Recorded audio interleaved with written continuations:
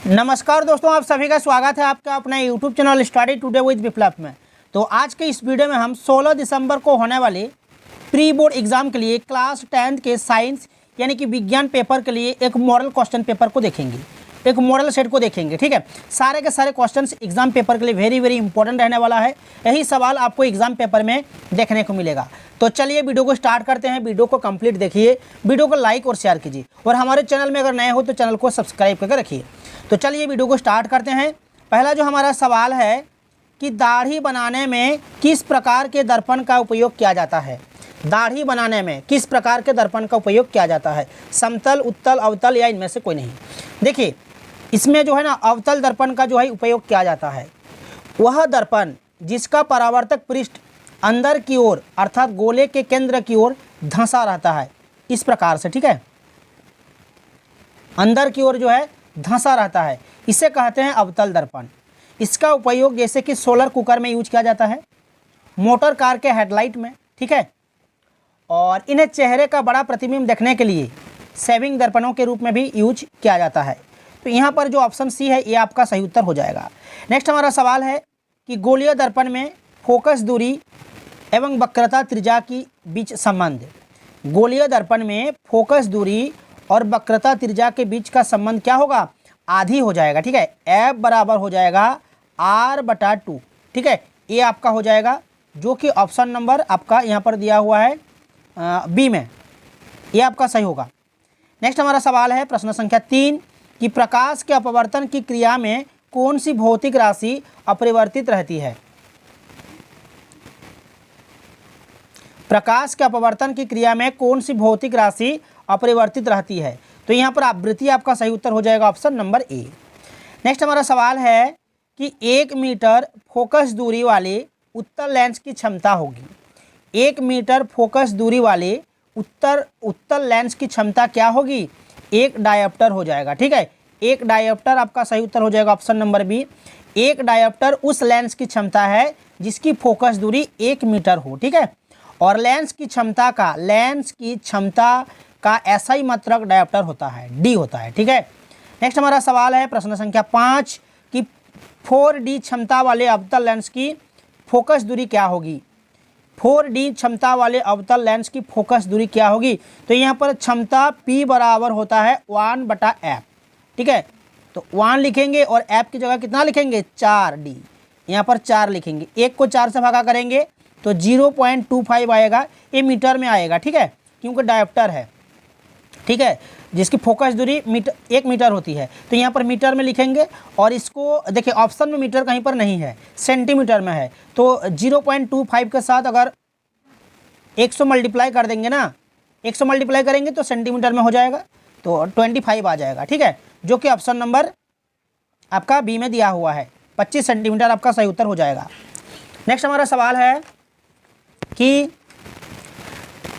वाहन के अग्रदीपों में किस दर्पण का उपयोग किया जाता है। वाहन के अग्रदीपों में यानी कि हेडलाइट का उपयोग किया जाता है, तो ये अवतल दर्पण का। ठीक है, ऑप्शन नंबर ये सही होगा, अवतल दर्पण। नेक्स्ट हमारा सवाल है कि मानव नेत्र के जिस भाग पर किसी वस्तु का प्रतिबिंब बनता है वह क्या है? कार्निया, परितारिका, पुतली या फिर दृष्टिपटल। मानव नेत्र के जिस भाग पर किसी वस्तु का प्रतिबिंब बनता है वह दृष्टिपटल है, यानी कि रेटिना है। रेटिना पर जो है वस्तु का प्रतिबिंब बनता है, ऑप्शन नंबर डी हमारा सही होगा। नेक्स्ट है कि सामान्य नेत्र का दूर बिंदु क्या है? 20 सेंटीमीटर, 25 या फिर 100 या फिर अनंत। तो सामान्य नेत्र का दूर बिंदु जो है यहाँ पर अनंत हो जाएगा। और एग्जाम में ये भी पूछा जाता है कि सामान्य नेत्र का निकट बिंदु क्या है, तो निकट बिंदु पूछेगा तो 25 सेंटीमीटर याद रखना। ठीक है, यहाँ पर आपको दूर बिंदु पूछा है, इसलिए यहाँ पर अनंत हो जाएगा। ठीक है, सभी से रिक्वेस्ट है वीडियो को कंप्लीट देखिए, वीडियो को लाइक कीजिए और सभी दोस्तों में शेयर कीजिए। और हमारे चैनल में जुड़े रहने के लिए चैनल को सब्सक्राइब करके रखिए। और टेलीग्राम में जुड़ने के लिए टेलीग्राम चैनल में जो है ज्वाइन हो जाइए, वहाँ पर आपको जो है PDF वगैरह मिलता रहता है। ठीक है, और टेलीग्राम चैनल का लिंक आपको इस वीडियो के डिस्क्रिप्शन में मिल जाएगा, टेलीग्राम में आप लोग जुड़ जाइएगा। ठीक है, नेक्स्ट जो हमारा सवाल है कि नेत्र में जाने वाली प्रकाश की मात्रा का नियंत्रण कौन करता है। नेत्र में जाने वाली प्रकाश की मात्रा का नियंत्रण कौन करता है? तो ये करता है परितारिका। ठीक है, परितारिका आपका यहाँ पर सही उत्तर हो जाएगा, ऑप्शन नंबर सी। नेक्स्ट सवाल है कि मानव नेत्र में प्रतिबिंब की प्रकृति क्या होती है। मानव नेत्र में प्रतिबिंब की प्रकृति जो है ना आपका उल्टा और वास्तविक होता है, उल्टा और वास्तविक। ऑप्शन नंबर डी सही होगा। मानव नेत्र में उत्तल लेंस लगा रहता है, ये भी आपको याद रखना है, एग्जाम में पूछा जा सकता है। नेक्स्ट हमारा सवाल है कि 1 किलोवाट निम्न में से किसकी इकाई है? शक्ति, ऊर्जा, बल या फिर विद्युत धारा। तो यहाँ पर ऊर्जा आपका सही उत्तर हो जाएगा। 1 किलोवाट निम्न में से किसकी इकाई है? तो ये ऊर्जा का, ठीक है, ऑप्शन भी सही होगा। कूलम्ब, कूलम्ब किसका एसआई मात्रक है? कूलम्ब किसका एसआई मात्रक है? तो याद रखना विद्युत आवेश का, ठीक है, ऑप्शन ए हमारा सही उत्तर हो जाएगा। नेक्स्ट सवाल है कि विद्युत मोटर एक युक्ति है जो परिवर्तित करती है यांत्रिक ऊर्जा को विद्युत ऊर्जा में, विद्युत ऊर्जा को यांत्रिक ऊर्जा में, रासायनिक ऊर्जा को विद्युत ऊर्जा में या फिर विद्युत ऊर्जा को रासायनिक ऊर्जा में। तो यहाँ पर कौन सा होगा? विद्युत मोटर। तो यहाँ पर विद्युत ऊर्जा को यांत्रिक ऊर्जा में परिवर्तित करता है, ठीक है, तो ऑप्शन नंबर बी हमारा यहाँ पर सही उत्तर हो जाएगा। नेक्स्ट हमारा सवाल है कि जल का विद्युत अपघटन किस प्रकार की अभिक्रिया है? जल का विद्युत अपघटन किस प्रकार की अभिक्रिया है? तो ये जो है ना आपका वियोजन अभिक्रिया हो जाएगा। ऑप्शन नंबर बी सही उत्तर हो जाएगा यहाँ पर, वियोजन। नेक्स्ट हमारा सवाल है कि CuOH2, ठीक है, यहाँ पर एरो लगा हुआ है, देख सकते हो, Cu+H2O। दिए गए जो अभिक्रिया है, इस अभिक्रिया में किस पदार्थ का उपचयन हो रहा है? उपचयन, तो ध्यान दीजिएगा यहाँ पर, देखिए ये जो आपका ये जो दिया हुआ है ना, ये जो अभिक्रिया है ना, इसमें देखिए ऑक्साइड में ऑक्सीजन का ह्रास हो रहा है, तो इस अभिक्रिया में यह अपचयित हुआ है। यहाँ पर देखिए, यहाँ पर CuO है, तो यहाँ पर देखिए, यहाँ पर CuO है और राइट साइड में आपका क्या है? Cu है, यानी कि ये जो O है ना, ऑक्साइड में ऑक्सीजन का ह्रास हो रहा है, तो इस अभिक्रिया में अपचयित हुआ है। और हाइड्रोजन में यहाँ पर देखिए H2, हाइड्रोजन में यहाँ पर हाइड्रोजन में ऑक्सीजन की मात्रा बढ़ी हुई है। यहाँ पर देखिए O है, यहाँ पर O नहीं है, यहाँ पर H2 है, तो ऑक्सीजन की मात्रा यहाँ पर बढ़ी हुई है, ठीक है, तो इसलिए यह उपचयित हो जाएगा, ये उपचयित, और ये वाला अपचयित। ऑक्सीजन की मात्रा ह्रास होने से अपचयित और ऑक्सीजन की मात्रा बढ़ने से उपचयित, ठीक है, ये याद रखना। तो यहाँ पर क्या पूछा है आपको कि अभिक्रिया में किस पदार्थ का उपचयन हो रहा है? तो यहाँ पर H2 हो जाएगा, ठीक है, H2 हो जाएगा। उपचयन पूछा है आपको, उपचयन, तो H2 हो जाएगा। ऑप्शन नंबर डी हमारा यहाँ पर सही उत्तर हो जाएगा। नेक्स्ट हमारा सवाल है, ये जो चित्र दिया हुआ है ना, यह किस प्रकार की अभिक्रिया है? तो यहाँ पर देख सकते हो स्टैंड लगा हुआ है, ये परखनली है, धागा है, कॉपर सल्फेट है, इसमें कॉपर सल्फेट का विलयन है, लोहे की कील है। ये आप लोग पढ़े होंगे, जो आपका चैप्टर है, जो साइंस का जो पहला चैप्टर है रासायनिक अभिक्रिया और समीकरण, इसमें ये वाला जो चित्र है ना, ये आप लोग देखोगे आपका ये विस्थापन अभिक्रिया में दिया रहेगा, ठीक है, विस्थापन अभिक्रिया में दिया हुआ है।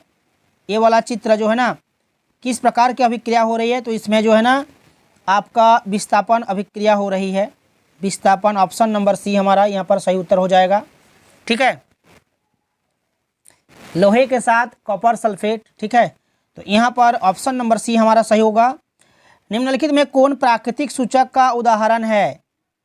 मिथाइल ऑरेंज, फिनाप्थेलिन, लिटमस, इनमें से कोई नहीं। तो यहाँ पर प्राकृतिक सूचक जो है ना, यहाँ पर लिटमस पत्र हो जाएगा, ऑप्शन नंबर सी, लिटमस पत्र, ये आपका प्राकृतिक सूचक हो जाएगा। नेक्स्ट है कि किसी विलयन का pH मान 10 है तो निम्नलिखित में से क्या होगा?